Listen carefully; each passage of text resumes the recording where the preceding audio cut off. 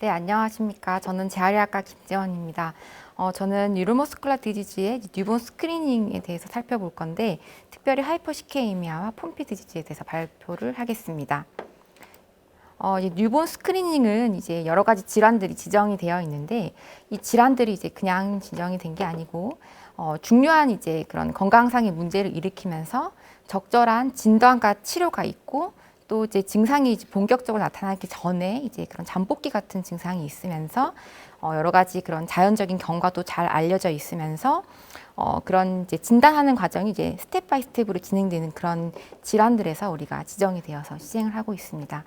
뉴로머스쿨러 디지즈가 총 400개 이상으로 이제 여러 가지가 있는데 그 중에서 이제 뉴본 스크리닝으로 지정이 된 질환들이 그러니까 검토가 된 질환들이 약 7개가 있고 그 중에서 엑스링크드 아드레놀 류코 디스트로피 같은 경우는 이미 이제 선별 검사에 포함돼서 시행되고 있습니다.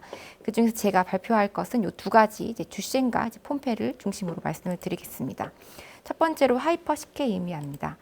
크레아틴 키나제 다들 아실 텐데요. 이것은 크레아티닌이 이제 그러니까 포스포 크레아틴으로 변경이 그러니까 바뀔 때 그때 크레아틴 키나자라는 그런 효소가 있는데 이 효소가 이제 많이 포함된 조직이 이제 심장과 이제 머슬, 브레인 등입니다. 그래서 이러한 조직들이 이제 데미지가 있게 되면 CK가 상승이 됩니다. 그래서 이제 우리나라에서 이제 일반적으로 이제 250 유닛 퍼 리터까지가 정상 레퍼런스 밸류인데 이 레퍼런스 밸류는 이제 인종과 이제 뭐 성별에 따라서 큰 차이가 있고 특히 이제 흑인 남성 같은 경우에는 민 밸류가 490까지로 이렇게 우리나라 사람보다 훨씬 높은 것을 알 수가 있습니다. 첫 번째로 하이퍼시케이미아가 이제 진단이 되고 나면 그 다음에 우리가 하는 스텝은 아이소 엔자임입니다. 그래서 어떤 이제 아이소 엔자임이 가장 높은지를 보는 건데 CKMB가 높다 하면은 우리가 카디악 버스트에 어떤 데미지가 있구나 이렇게 생각할 수가 있고 다른 것들은 다 괜찮은데 CKMM이 높으면 우리가 스켈레탈 머슬에 데미지가 있구나 이렇게 생각을 할 수 있습니다. 그래서 오늘은 이렇게 CKMM이 높은 이제 스켈레탈 머슬 위주로 이제 하이퍼시케이미아를 살펴보도록 하겠습니다. 그러니까 증상이 없는 이제 환자에서 CK가 상승이 되어 있을 때 우리가 먼저 CK를 한 번 더 재검을 하여서 그래도 높으면 우리가 그 다음 단계로 이제 원인에 대한 검사를 시행합니다. 그래서 먼저 뉴로머스쿨러 코즈가 아닌 다른 디지즈에 대한 검사를 먼저 시행을 하여서 이 검사에서 뭐 특별하게 이상이 의심되지 않으면 그 다음으로는 이제 뉴로머스쿨러 코즈에 대한 검사를 시행을 합니다. 실제로 증상이 전혀 없는데 CK만 상승이 된 아동들을 대상으로 한 연구에서 가장 많은 것이 이제 이제 DMD나 BMD 같은 이제 디스트로피노패시가 가장 많았고 그 외에도 다른 질환들이 이렇게 진단이 되었다고 합니다. 그래서 이제 뉴로머스쿨러 디지즈가 아닌 다른 시스테믹한 코즈들, 뭐 엔드크라인 코즈들 그리고 마이오사이트 같은 커넥티브 티슈 디스오더나 뭐 카디악 디지즈, 메타볼릭 디스오더 이런 것들에 대한 검사를 먼저 시행을 하여서 이 검사들에서 특별한 것이 나오지 않는다. 그러면은 그 다음으로 뉴로머스쿨러 코즈에 대한 검사를 시행을 합니다. 그래서 이제 가장 많은 것이 이제 머슬 디스트로피 계열들의 질환들이고 그 다음에 메타볼릭 코즈가 이제 가장 그 다음으로 많습니다. 그래서 먼저 이제 머슬 디스트로피 계열에 대해서 살펴보겠습니다. 그래서 가장 많은 게 아까 말씀드렸던 디스트로피노패시 계열이고 이렇게 이제 오늘 볼 이 두 가지가 이제 해당이 되게 됩니다. 그래서 머스쿨러 디스트로피는 이제 가장 처음으로는 증상이 없는데 CK가 높은 것이 이제 가장 많습니다. 그리고 이제 특별히 무증상이라고 알려져 있는 이제 피메일 캐리어 같은 경우에도 CK가 높은 것이 이제 발견이 되기도 합니다. 그래서 이제 머스쿨러 디스트로피 이제 이렇게 총 8가지가 이제 많은 빈도로 있는데 여기 것들을 살펴보면 첫 번째로 이제 빈도를 보겠습니다. 그래서 듀셴과 베커 머스쿨러 디스트로피는 남자의 한 10만 명당에 14명 정도로 이제 높게 있고 그 다음으로 마요토닉 디스트로피가 10만 명당 8명 그리고 파쇼스카플로 후무랄 디스트로피가 한 10만 명에 4명 정도의 빈도로 이제 흔하게 있습니다. 이 중에서 이제 어릴 때부터 온셋을 하는 그런 질환은 DMD와 BND 그리고 마요토닉 디스트로피와 컨제니탈 머스쿨러 디스트로피 등이 있고 그리고 남자에서만 거의 침범한다고 알려져 있는 것이 듀셴과 베커 그리고 에머리 드리프스 머스쿨러 디스트로피 이런 것들이 포함되어 있습니다. 그래서 디스트로피노패시, 우리가 DMD, BMD 이렇게 잘 알려져 있는데, 이 디스트로핀이라고 하는 이 프로테인은 에펙틴과 이제 사콜렘마라고 하는 셀 멤브레인을 연결하는 그런 프로테인이고, 이것이 어떤 이제 기능을 잘 하지 못하게 되면 이런 사콜렘마의 위크닝이 생기고 머슬에 데미지가 생겨서 결국 패티 체인지가 일어나는 그런 변화가 생기게 됩니다.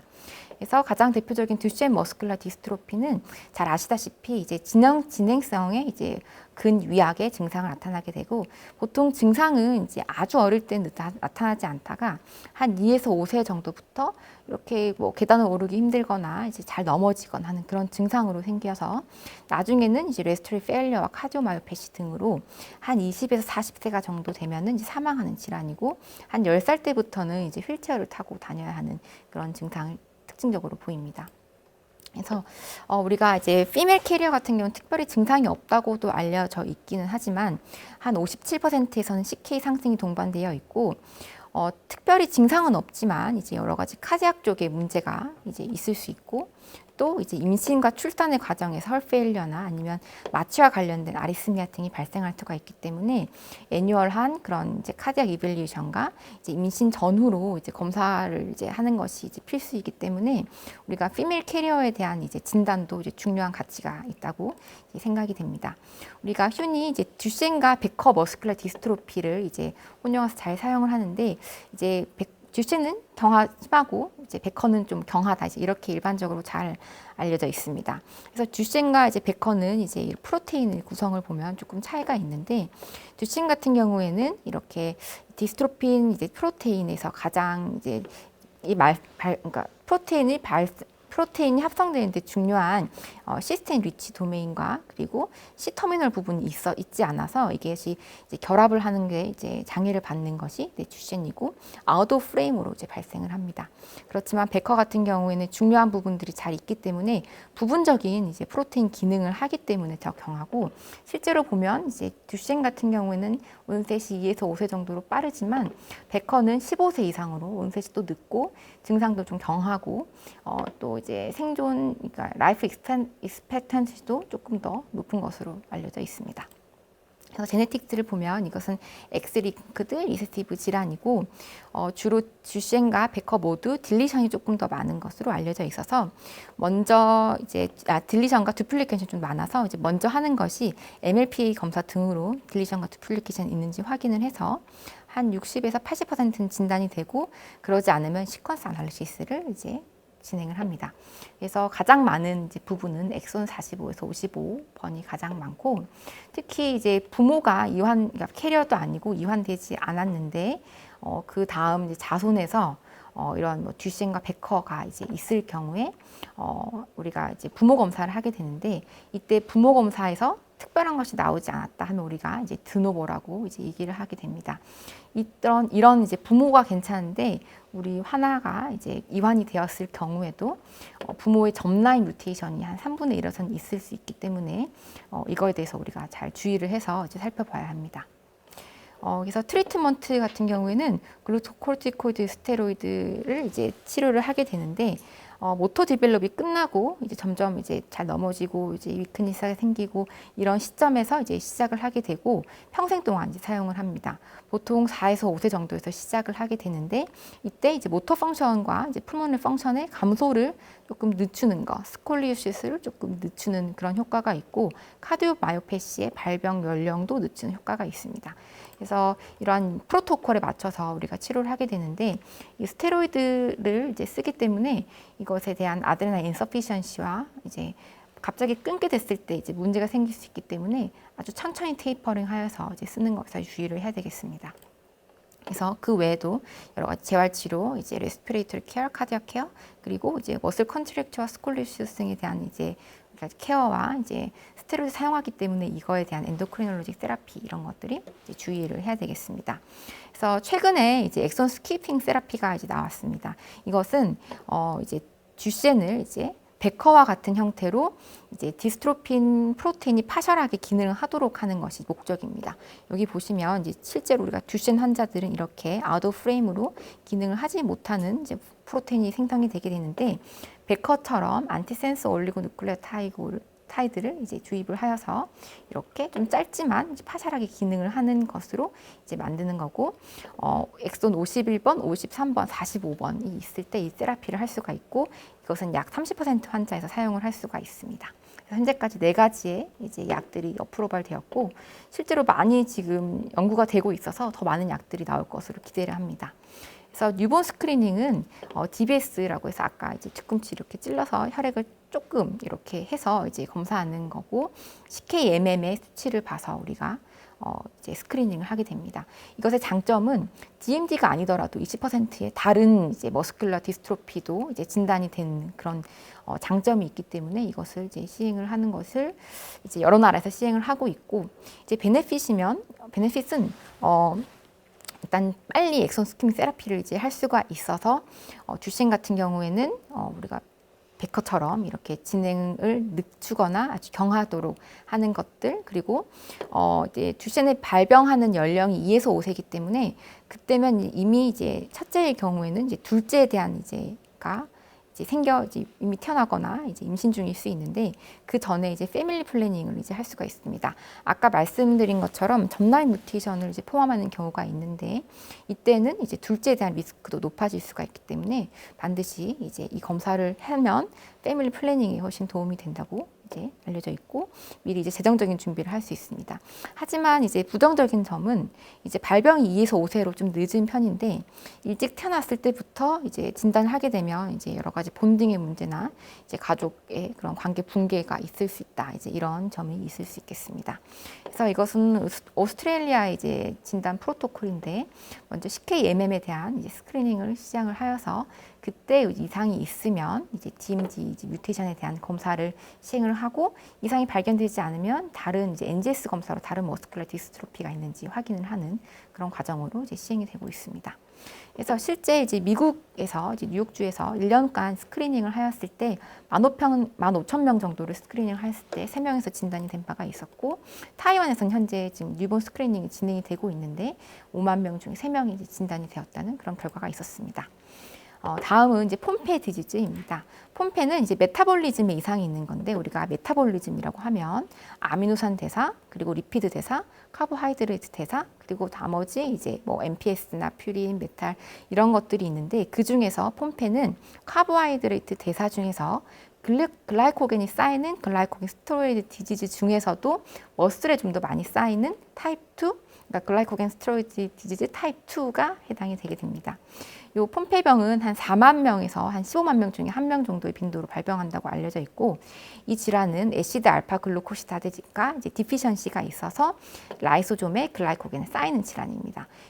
요 그림을 보시면 이제 셀 안에 글라이코겐이 있는데, 이것이 정상적으로는 라이소좀에서 이제 GAA 이런 효소에 의해서 분해가 돼야 되는데, 폼페 환자들은 글라이코겐이 이제 라이소좀에 들어가서 GAA가 없기 때문에 분해되지 못하고 이제 쌓이는 그런 질환입니다.